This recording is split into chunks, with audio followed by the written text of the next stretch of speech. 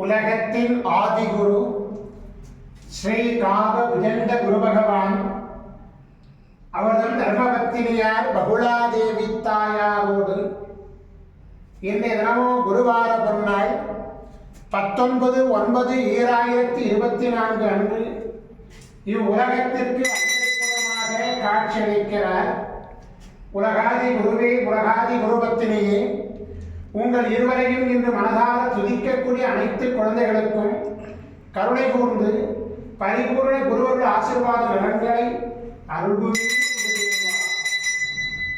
ஓம் சரமண பதகுரு கசடர வனமயே, ஓம் சரமண பதகுரு கசடர வனமயே, ஓம் சரமண பதகுரு கசடர வனமயாய ஸ்வாகா.